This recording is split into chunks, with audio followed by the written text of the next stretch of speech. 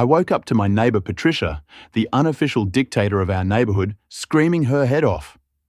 She was at the edge of my property, face as red as a stoplight, shrieking like an alarm. The real shocker?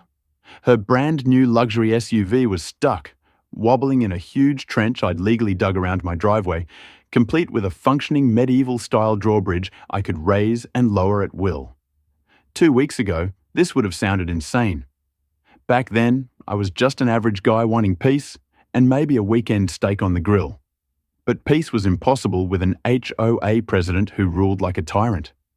Patricia measured lawns with a ruler, fined you for the wrong shade of window trim, and sent nasty letters if your car had a speck of dirt.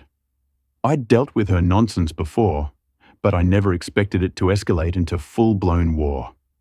It started one morning when I stepped outside, coffee in hand, and found Patricia's oversized SUV blocking my driveway. I thought it was a mistake. Maybe she'd just parked briefly. Then I saw her on the sidewalk, arms crossed, smirking like she was about to ruin my day. "Morning, Patricia," I said, trying to stay calm. "Your car's blocking my driveway." She grinned like a hunter eyeing prey. "Oh, I know," she said smugly. "It's HOA business. We've had complaints about your driveway." I blinked. "Complaints from who?" "That's confidential," she said, waving me off. "It doesn't meet HOA standards."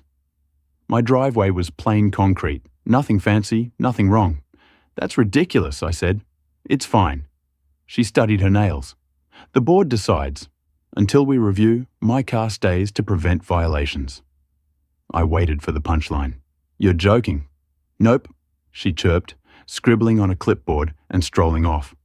I wanted to shout, but Patricia thrived on drama. She'd love an excuse to slap me with fines. So I nodded, took a deep breath, and went inside. The next few days were hell. Her SUV stayed, blocking me daily. The HOA ignored my complaints. 2 companies refused, citing some neighborhood deal. Patricia pranced around like she owned my property. Then fines started piling up. Penalties for neglecting driveway maintenance because I couldn't use it. Every mailbox check brought a new bill. It was infuriating, but I don't fold easily. If she wanted to play dirty, I'd play smarter. I spent nights poring over zoning laws and property codes until I found a loophole. No rules prohibited temporary security upgrades on private property. I triple-checked, even ran it by a lawyer friend. It was airtight. Game on. I rented an excavator, hired a crew, and had them dig a deep, wide trench around my driveway. Not a ditch, a proper moat. The crew thought I was crazy, but money talks. By evening, a 4-foot-deep barrier surrounded my driveway, too wide for any car to cross. The next morning, Patricia strutted over to gloat, but her smug grin vanished when she saw her stranded SUV. "What the hell is this?" she yelled. "Just security upgrades," I said, smiling. "HOA rules allow it." Her eyes twitched. "You can't dig around my car." "Sure can," I shot back. "My property. You wouldn't move, so I built around you." She looked ready to explode. "This is illegal." "Nope." I waved a zoning printout. "City-approved permit." Her jaw clenched. "You'll regret this. The HOA won't stand for it." I shrugged. "We'll see." I left her fuming. The trench was just the start. Next came the drawbridge. She pounded on my door at dawn, face purple with rage. "Fill that hole now," she hissed. I sipped my coffee, enjoying her meltdown. "Can't. It's legal security," she growled. "You've got 24 hours, or the HOA will fine you into oblivion." "Funny," I said. "I'm adding upgrades." Her eyes narrowed. "What upgrades?" "A drawbridge." I grinned. Her mouth opened and closed like a fish out of water.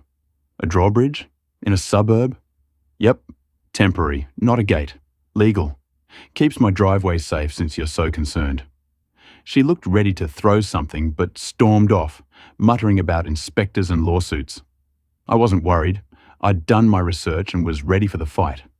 I gathered materials, sturdy wood, metal hinges, a pulley system. Nothing fancy, just practical. I recorded every step for proof of legality and maybe some online glory. Patricia upped her game, City inspectors showed up, expecting violations, but left confused by my compliance. Her petition to stop me failed. Neighbours hated her too. She tried blocking my crew, but one was a councilman's brother, so that flopped. When the drawbridge was done, a solid platform I could raise with a rope, the neighbourhood stared in awe. I tested it, lifting it smoothly to block access. Patricia lost it. "This is absurd. No medieval castles here." "Not a castle," I said. "A security feature. HOA loves safety, right?" She made a choking sound and stomped off. I thought it was over. I was wrong. That night, rustling woke me. Through the blinds, I saw Patricia creeping by my trench with a flashlight, eyeing the drawbridge. I grabbed my camera. "Looking for something, Patricia?" I called. She spun, nearly falling. "Just checking for hazards." "You mean trespassing?" I said. "That's what this looks like." She glared.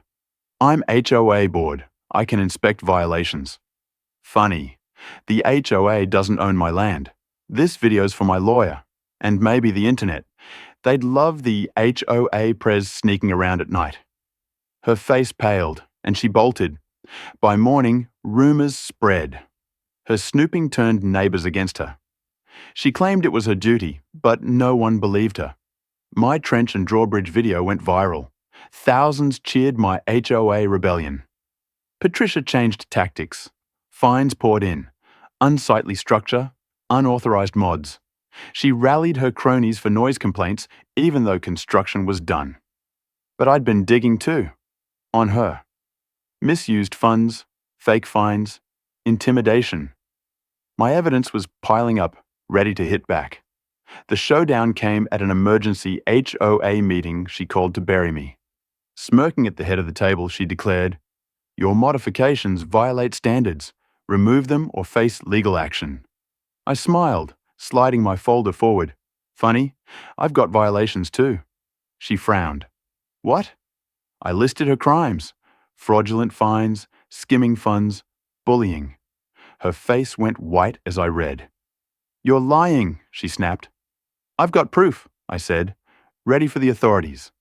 Silence fell. Board members, once scared, sat up.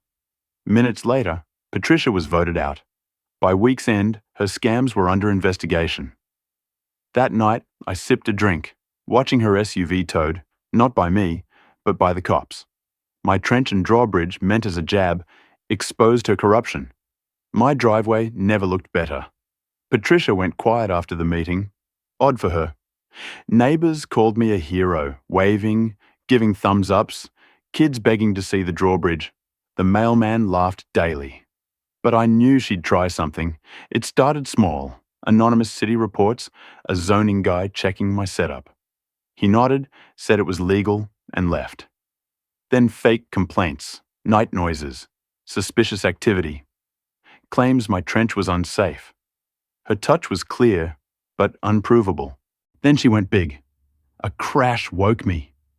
Outside, my drawbridge sagged into the trench. Ropes cut, planks broken. Cameras caught Patricia in black, bolt cutters in hand, wrecking it. I called the cops. They arrived. She'd fled. The footage nailed her.